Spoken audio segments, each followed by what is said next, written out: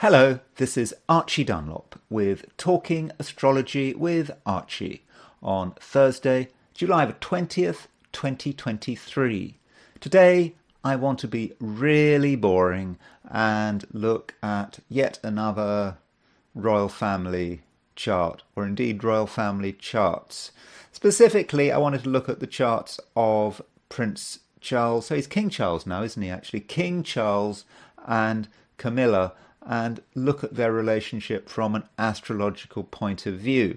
Now, anyone into astrology is going to at some stage have to compare the charts of people, and so in a way it doesn't really matter what charts you look at for practice. So now we're going to be looking at charts of members of the royal family. If you're not into the royal family, well, does it really matter? We're just looking at two people and what makes their relationship tick. So yeah, my apologies if you're a Republican or you're not British and you couldn't care less about the royal family. You know, for myself, I don't really care about the royal family. But the advantage of dealing with royal charts is we often know a lot about the people we're dealing with, and also royalty usually have timed births, particularly, King Charles, when he was born, the time of his birth was announced excitedly in the late 1940s. So that is an advantage. But before I look at Charles and Camilla's charts, I want to look at today's astrology, because there are some big things going on today which we do need to consider.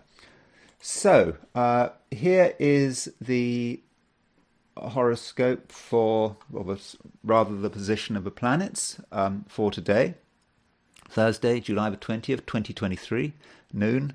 I said it for New York. That's not a big deal. I could have said it for somewhere else. And the main thing going on is an opposition between Mars and Saturn. You see, there is Mars in Virgo, about 6:13 Virgo. Saturn is at 6:21 Pisces. So Mars and Saturn are the two malefics. Yes, Saturn is the greater malefic. Mars is the lesser malefic. When they're in opposition like this, it often represents a bad day, because Mars is about energy. It's about how we assert ourselves. Saturn is about restriction and discipline. So it may be very difficult to get things done today. There may be plenty of things to make us annoyed. And I'm afraid Mars and Saturn have more sinister connotations. They are connected with death. Now, that doesn't mean that today is going to be all about death. And I'm sure that if you did a statistical analysis for different days of the year and whatever, and you compared Mars-Saturn days with other days, I'm sure you wouldn't find any difference. But still, we do need to be careful. We know we mustn't do anything dangerous. We really mustn't get involved in arguments, because Mars in Virgo is very into detail, focuses on detail. If details are wrong, Mars in Virgo will let you know. So with this Mars-Saturn opposition, there could be arguments about really stupid things that are small details, driving people crazy, and we don't want to fall into the trap ourselves. So we might find that we're more sensitive to small mistakes. So we might see people make small mistakes. If you're in authority, you're I don't know whether you're a manager, politician, whatever, or you're someone who oversees people, you might be very sensitive to their mistakes. And you have to ask yourself, is it really worthwhile pointing those mistakes out? It may be you're just more sensitive than usual, and pointing out mistakes may not be a good thing. Of course, there are situations where you do have to point out mistakes, but think about it. We need to have some intelligence about it. So, as far as what you do about Mars Saturn oppositions, well, okay, when you've got a Mars Saturn opposition, you don't want to do anything dangerous. At the same time, there may be pent up energy, and we have to do something constructive perhaps to get rid of that pent up energy. So it may just be going to the gym if you're into that kind of thing.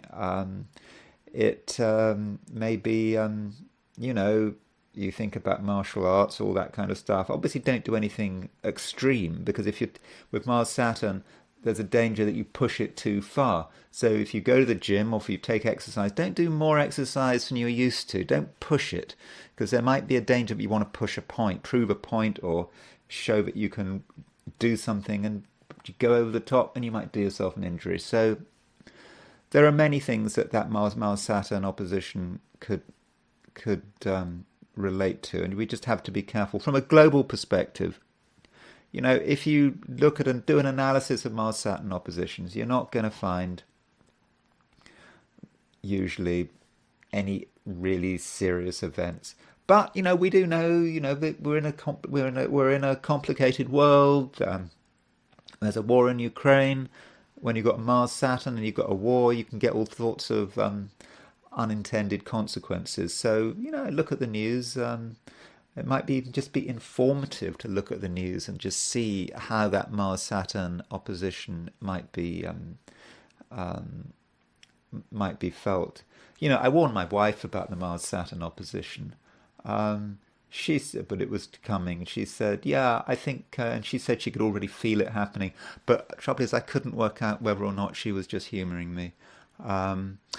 So another thing going on a more positive note, we've got a Moon-Venus conjunction. And this Moon-Venus conjunction is actually quite close to Regulus, the royal star. So it might actually be a good time for reaching out to important people, because Regulus, the royal star, is about kings, head of states, people in control. So that's something useful. At the same time, this it could be good for relationships. Moon conjunct Venus, but they have to be done in a particular way, because this conjunction happens in Leo, which is quite a fixed sign. It's got to be done properly, and if you want to get on well with people with Moon and Venus in Leo, you've got to use plenty of flattery, because this is a situation where flattery could get you anywhere or everywhere. I don't know. So one other thing, again on a fortunate note, is that there is a trine, the 120-degree aspect between the Sun and Neptune. Now, very often Neptune is a difficult influence because it can be deceptive. But I think this, Sun in Cancer, trine Neptune in Pisces, we're going to be quite tuned in to other people's feelings. Sun in Cancer perhaps represents the ego, who we are, but Neptune allows us to perhaps break past the bounds of our own ego and to see another person's point of view. And from a sort of psychic, spiritual point of view, we're going to be more sensitive than usual. We're going to pick up some interesting stuff. So if you're doing meditation, prayer, other spiritual activities, it could be very beneficial. Also, Sun and Neptune both in water signs. So if you spend time close to water, water could be very calming. But that doesn't mean in water. So you can look at the water from a distance. Don't go swimming in dangerous places, for example, particularly with a Mars-Saturn opposition. Now, as far as my forecast for the 12 signs are concerned, here they are. Remember, these are my forecasts for today, which is Thursday, July the 20th, 2023. Aries. As I have been saying for days, Mars, your ruler, is moving to an opposition with Saturn. It could be a frustrating day if you tackle the same problems in the same way. And there could be hidden dangers. Yet, relationships might be satisfying. It's all about finding someone who enjoys the same things as you. Taurus, be yourself and live by your own rules and conventions. That way you'll be able to survive the stresses and strains that the world around you is coming under. And ideally, you'll avoid places where your individuality isn't respected. But anyway, people and society may not be your greatest concern. Gemini. Broadly speaking, it's a time when Geminis are taking career and business very seriously, and it might feel that you have to act quickly before it's too late. Yet, right now, there are irritations. For example, family members demanding your time. Somehow you have to balance work and family without causing offence. Cancer. Today, you've got a certain charm, thanks to a conjunction between the Moon and Venus. You come over as being both present and engaged, as the kind of person who can be trusted. But avoid arguments, even discussions about politics and religion. They could easily get out of hand. Leo. The Sun, your ruler, makes an easygoing aspect to Neptune. You're surprisingly sensitive, and you can take the time to listen to your feelings. And in social situations, you'll soon realize that the power lies in the listening, not the talking. But with Mars aspecting Saturn, don't be surprised if partners are in a bad mood. Virgo.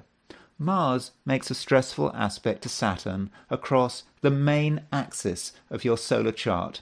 Things may be difficult, and the people close to you may behave in a way which isn't up to standard, which raises the question of why you have to tolerate the situation. You have your limits, and there's always a point where enough is enough. Libra. Keep it light and avoid situations that are complicated, and avoid people who in the past have caused you grief. You can then enjoy a conjunction between the Moon and Venus, which allows you and those who respect you to have a constructive day. In your working life, there could be interesting developments. Scorpio. In terms of your career, you benefit from a conjunction between the Moon and Venus, which takes place in a high-profile sector of your solar chart. You're warm and charismatic, and you seem the right person to do business with. However, some people are obsessed with themselves and their supposed talents, and such people should be given a wide berth. Sagittarius. For many Sagittarians, their home and family could be the sticking point.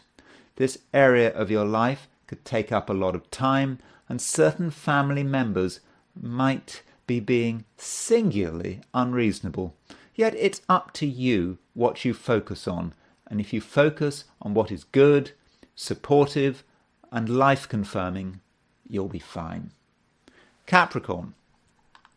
You're starting to set things up how you like them, and you're even beginning to work out certain emotional complications which might have recently been bedeviling you. Yet a new issue is making itself felt, and the root cause may be another person's unreasonable behaviour. You need to be tough. Aquarius.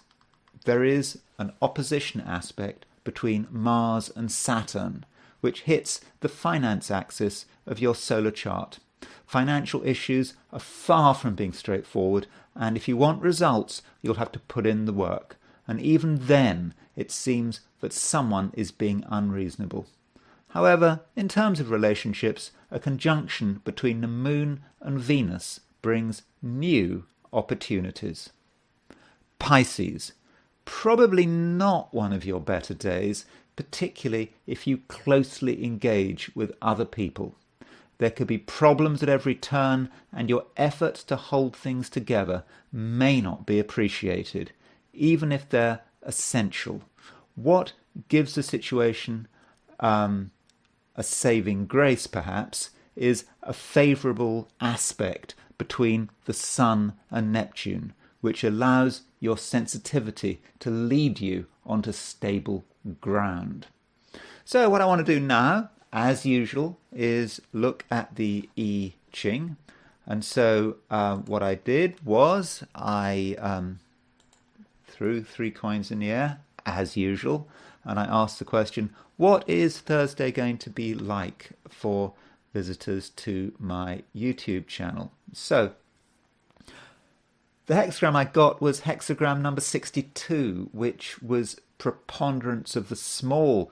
And really, this does sort of tally with the Mars-Saturn opposition. Yeah, the I Ching and the astrology are separate, but they do seem to confirm each other.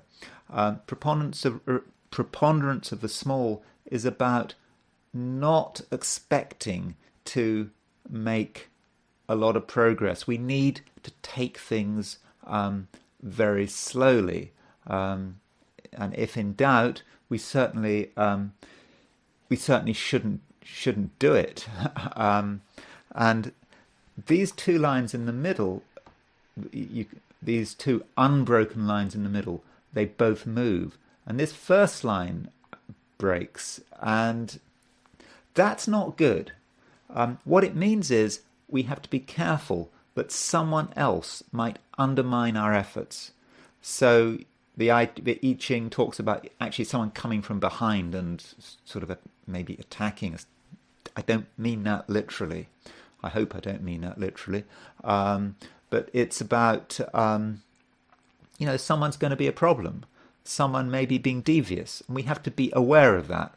Now, don't be paranoid, and also consider the possibility I'm wrong, and I'm not encouraging you to distrust people or anything, but just think carefully about other people's motives, and don't be surprised if someone is working to undermine you. But as I said, I must emphasize, may be wrong. It may be a situation that is trying to undermine you, or it may be that just you're trying to undermine yourself. Your true behaviours would have passed their useful sell-by date. And this line also moves, and it's also advising caution. We mustn't push it ourselves. Preponderance of the small. Yeah, we want results, but if we're desperate to get results and we take big initiatives, or we feel we have to do something ourselves, it's not going to work. I don't think it's going to work. What we have to do is work with the situation. We have to look at what other people are doing, look at what support we're going to get. And then this hexagram moves to the second hexagram, which is hexagram number 2, which is the receptive. And the receptive, you'll notice all the lines are broken. It's about passivity. It's not about taking the initiative. It's about just observing and responding. And in terms of taking the initiative ourselves, like the previous broken line in preponderance of the small, if we do that, that is not the way to do it. We have to really observe the situation, see what help we can get, and perhaps other people are going to have ideas. Or we're going to get a sense that the world around us is moving in a particular way, and then we can perhaps adapt to the situation. And this does all link, I think, with the Mars-Saturn opposition, because it is a dangerous opposition. if we do take our own initiatives, they could quickly go wrong. So we have to just watch the situation, and this applies, this comes from I Ching, it comes from the astrology. We just have to look at the situation carefully, and then we have to work out how we are going to respond. So what I'm going to do now is I'm going to look at some charts, and I'm going to look at Camilla, Prince Charles, and a couple of other charts, a couple of other the usual relevant charts. Okay, so let's start with Camilla's chart. I've never really looked at her chart before, and her chart is quite extreme in its own way. You'll notice that this chart has no green. So when I say no green, there is no earth in this chart. I don't know enough about her biography to know what that means, but this suggests maybe she's not particularly grounded. She perhaps goes with the wind where the wind blows, or maybe material things. I don't know. Maybe they don't matter to her too much. I suppose if you're wealthy like she is, you don't have to be. You don't have to be concerned about money all the time. On the other hand, there is a compensation issue here. If you've got no earth, you may want compensation. So for her, she's going to be someone who, probably, I think she's quite into all these country sports, horse riding, all that's quite earthy in itself. And I think that's a compensation. So perhaps she's dealing with this compensation by her association, maybe with the countryside or whatever. I don't know. But you can see the main thing about her is she is a very strong Cancerian. I mean, she's got loads of stuff in Cancer. She's got the moon in Cancer. She's got Venus in Cancer. She's got Mercury in Cancer. She's got the sun in Cancer. She's got 4 of the traditional planets in Cancer. She hangs on, and she's not someone you want as an enemy. And maybe at some level, this association with Charles that predated his relationship with Diana. So, I don't know, this would go back to the 1970s. So, she was able to hang on to Charles. I don't know what she was intending. I think she was probably quite relaxed about the whole thing, and somehow she managed to cling on. She managed to hang on in there. So that's that water is really overwhelming, and she's also got Jupiter in Scorpio. So what made Camilla attracted to Charles, or what made Charles attracted to her? With this kind of astrology, with synastry, we expect some kind of dramatic connection. I don't actually see many dramatic connections between their charts. So if you look at her chart, she's got 4 degrees Leo rising. And so looking at Charles's chart, he has got 5 degrees Leo rising. So their ascendants are pretty much the same. They've got 1 degree off. Now that is probably the key link between the two people, the obsessive link between the two people, the link that has meant that they've had so much to do with each other. Now, we've talked about these close ascendant links before, just a few days ago. Just a reminder, there's Prince Andrew's chart. He has a Leo rising again at 1133 of the sign. And let's look at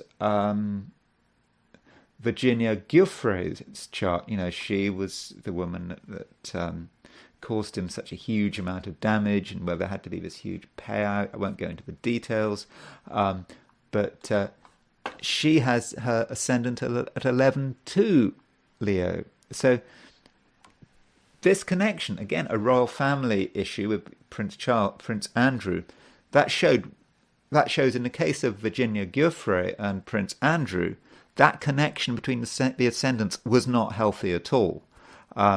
I don't know what exactly happened. I'm not going to speculate, but whatever did happen, we know that Virginia Giuffre and Prince Andrew had a massive impact on each other's lives. It might have been a negative impact, but it was certainly an impact. Hence the fact that they both had Leo had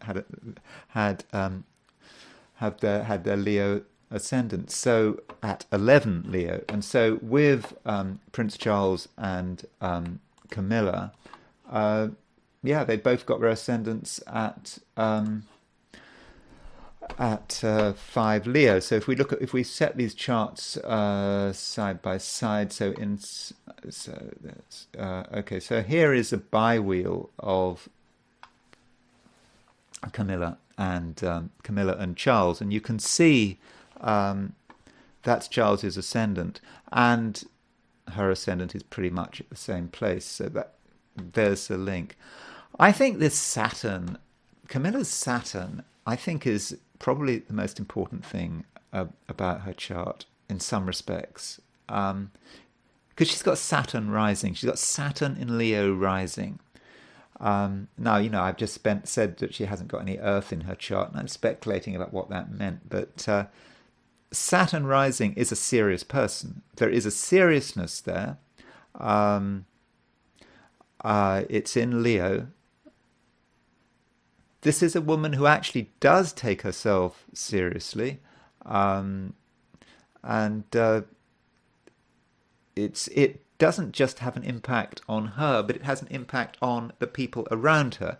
So if she has her Saturn on Charles's ascendant, there's her Saturn at 9 Leo, his Saturn at 5 Leo. That means that she is having she's having an impact on him.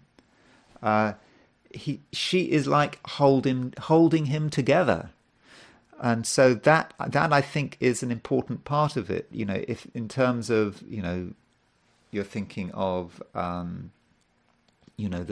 mother figure, whatever, that Saturn is impacting it. And if you remember, we recently looked at Emmanuel Macron's chart, and Emmanuel Macron had his Saturn. Emmanuel Macron had his Saturn, I think, at the beginning of Virgo, and his wife,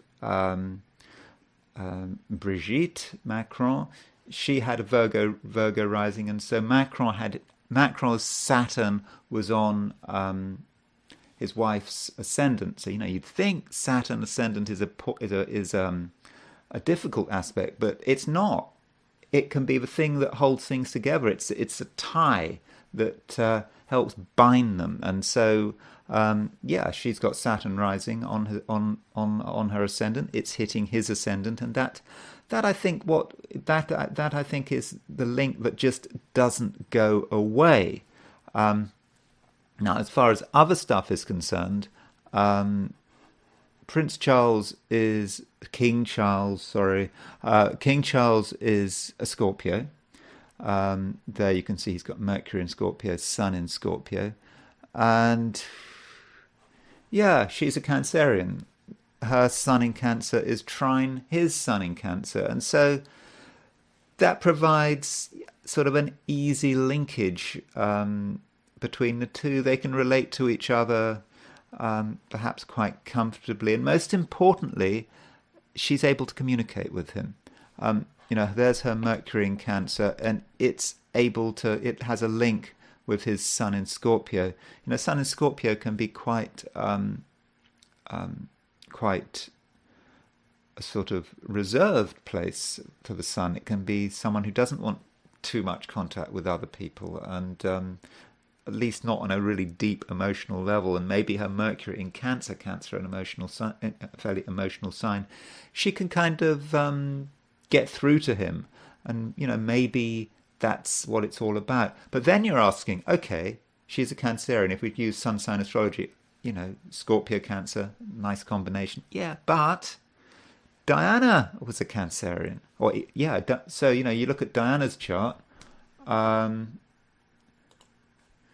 There's Diana's chart. You can see she's got Sun and Mercury in Cancer. So why is it that Camilla could do things in terms of Charles that Diana couldn't? Maybe, I just said that Camilla's Saturn in Leo is on Charles's ascendant. So she was able to have perhaps some sort of maternal tie with her. Saturn is a parental influence, and Diana just didn't have that. Maybe she was just too young to have that gravitas that Camilla had, and of course Camilla, as I said, Camilla had that Saturn. Also, I think there's an irritation here with Diana's chart. It's Diana's got Mars Pluto in Virgo, and it's kind of rather set aside from the rest of her chart. Mars in Virgo can be very critical. I don't know. I suppose Diana probably was capable of being critical. Maybe that Mars in Virgo was undermining things in a way that we're not fully aware of. And let's just quickly look at King Charles and Diana's horoscope.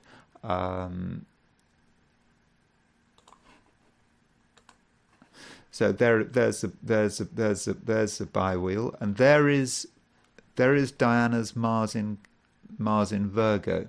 Now, on one hand, Diana's Mars in Virgo was trine his moon in Taurus. That's a good aspect, but it's a trine. It's quite a gentle aspect, and you see, Mars is a male planet. So, if she'd had Venus in Virgo trine his moon in Taurus, then that would have been good, because then Charles would have felt that his moon, a female planet, was being kind of supported by a Venus in Virgo, which would be a female planet. So that would link. But Mars is a male planet. It's not going to be a way in which Diana would be judged as a woman. If it had been Venus in Virgo, yes, but not Mars in Virgo. And this Mars is sort of conjunct his Saturn, because he's got Saturn at 5 Virgo.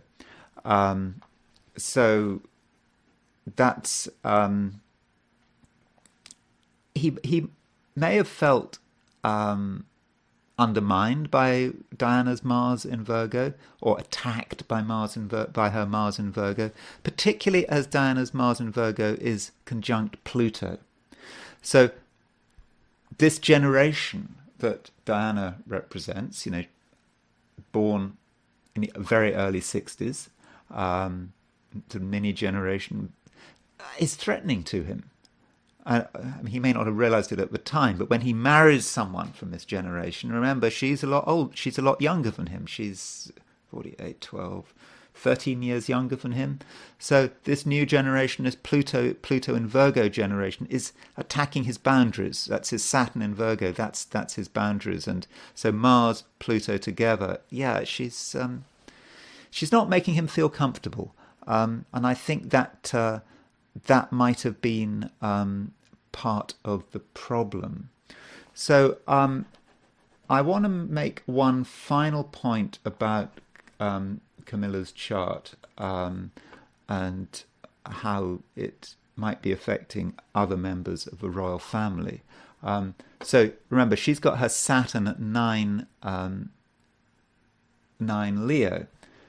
And we've said that having Saturn on your ascendant can be useful, as we saw with Emmanuel and Brigitte Macron, and we saw with Charles and Camilla. But I think it can also be a problem.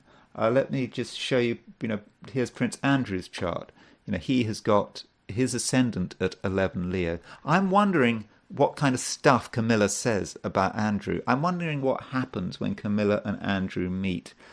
I'm suspecting that, unlike with Charles and Camilla, when Andrew meets Camilla, he feels that he's being put in his place, that he might feel a certain uneasiness there, that it's almost as if Camilla has something on him. I don't know, just knows him, knows about his frailties. And we see this also with another person who I believe that Camilla doesn't get on too well with. I may be wrong. I'm not a real royal family expert, as you've probably gathered by now, is of course Meghan. There is Meghan, and Meghan has got her Mercury at 5 Leo and her Sun at 12 Leo. If I believe that Harry has said some pretty unpleasant things about Camilla in his biography. I think that's right. If Meghan has been around, maybe Meghan has been intensifying that. So this couple don't really go for Camilla, and so Camilla's Saturn is right on Meghan's Sun Mercury conjunction. Camilla is the expert at having relationships with a member of a royal family. It's not just just happened a few years ago. It's been since she was a young woman. She knows all about it, with particular reference to Charles. And then, so Meghan, this parvenu comes along, and Camilla's Saturn at 9 Leo is completely squelches Meghan's Sun Mercury conjunction. Saturn in Leo is, it knows about Leo, it knows how to knock Leo down. And so I'm thinking that when Meghan meets Camilla, Meghan just cannot express herself. She feels defensive, and it just doesn't work out. And maybe that helps explain why Harry said what he did in his autobiography. Anyway, that's all I'm going to say about Charles and Camilla, and I hope you found that interesting. And I will talk to you tomorrow.